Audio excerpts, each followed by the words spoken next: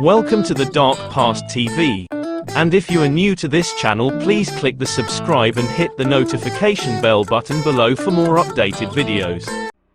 The rise of cryptocurrencies, it became famous in early 2009. Nakamoto, a pseudonymous person, released the first cryptocurrency, which is Bitcoin, to the public, and a group of enthusiastic supporters began exchanging and mining the currency. By late 2010, the first of what would eventually be dozens of similar cryptocurrencies, including popular alternatives like Litecoin, began appearing. A cryptocurrency is a type of currency which uses digital files as money. Usually, the files are created using the same methods as cryptography, the science of hiding information. Digital signatures can be used to keep the transactions secure, and let other people check that the transactions are real. The first cryptocurrencies were made to be independent of government-issued currencies.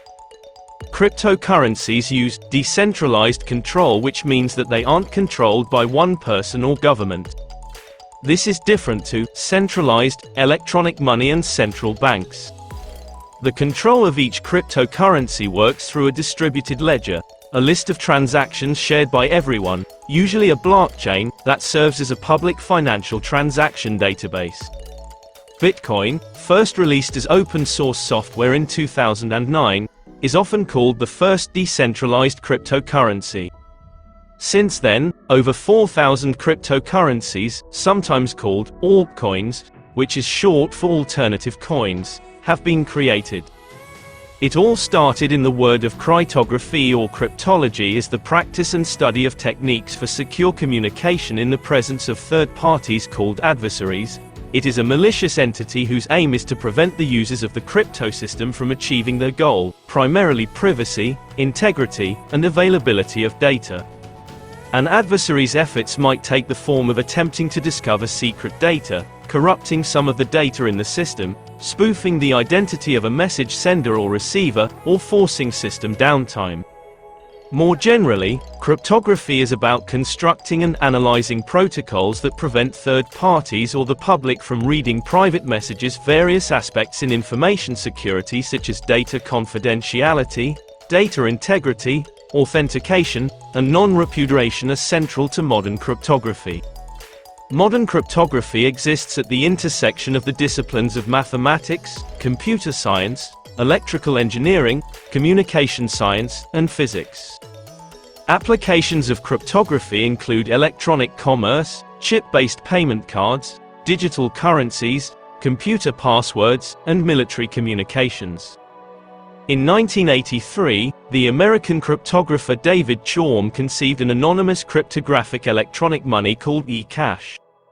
Later, in 1995, he implemented it through DigiCash, an early form of cryptographic electronic payments which required user software in order to withdraw notes from a bank and designate specific encrypted keys before it can be sent to a recipient. This allowed the digital currency to be untraceable by the issuing bank, the government, or any third party. In 1996, the National Security Agency published a paper entitled How to Make a Mint: The Cryptography of Anonymous Electronic Cash, describing a cryptocurrency system, first publishing it in an MIT mailing list and later in 1997, in the American Law Review. In 1998, Wei Dai, a Chinese computer engineer known for contributions to cryptography and cryptocurrencies, published a description of B-money, characterized as an anonymous, distributed electronic cash system. Shortly thereafter, Nick Szabo described BitGold, like Bitcoin and other cryptocurrencies that would follow it. BitGold, not to be confused with the later gold-based exchange. BitGold was described as an electronic currency system which required users to complete a proof-of-work function, with solutions being cryptographically put together and published.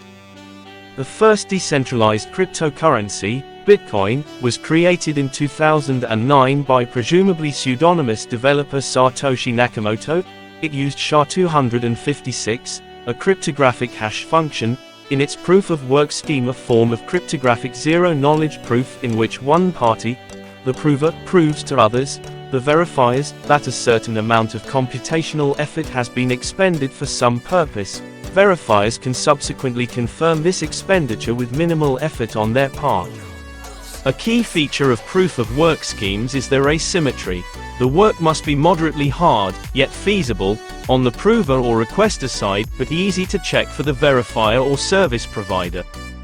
This idea is also known as a CPU cost function, client puzzle, computational puzzle, or CPU pricing function.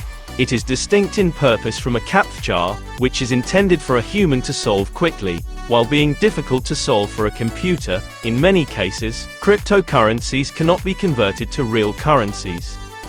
It is only possible to convert them to other cryptocurrencies, or to use them to buy things. Some cryptocurrencies can be converted to real currencies. Again, cryptocurrency is digital money. That means there's no physical coin or bill, it's all online. You can buy cryptocurrency with a credit card or, in some cases, get it through a process called mining. Cryptocurrency is stored in a digital wallet, either online, on your computer, or on other hardware. They usually have a high volatility, and using them carries a high risk. They are also a target for so-called pump and dump attacks, a form of securities fraud that involves artificially inflating the price of an owned stock through false and misleading positive statements, in order to sell the cheaply purchased stock at a higher price. They act like a big distributed economic system. As they are not issued or controlled by central banks, their value is difficult to influence. For this reason, they cannot really take the place of a stable currency. The cumulative market capitalization of cryptocurrencies grew around 300% in 2020, as the digital coins became an increasingly investment tool. This was even above the market cap reached in 2017 for many consumers, the breakout year for Bitcoin and its fellow currencies. Bitcoin's market cap made up the majority of the overall market capitalization. Market capitalization is a financial measure typically used for publicly traded firms, computed by multiplying the share price by the number of outstanding shares. However, cryptocurrency analysts calculate it as the price of the virtual currencies times the number of coins in the market. This gives cryptocurrency investors an idea of the overall market size, and watching the evolution of the measure tells how much money is flowing in or out of each cryptocurrency. Now, you may wondering and waiting for my opinion if it's good to invest in cryptocurrencies. I am not a financial advisor, but investing cryptocurrencies is not that bad. There's one golden investment rule that you should always keep in mind. Never invest money that you can't afford to lose.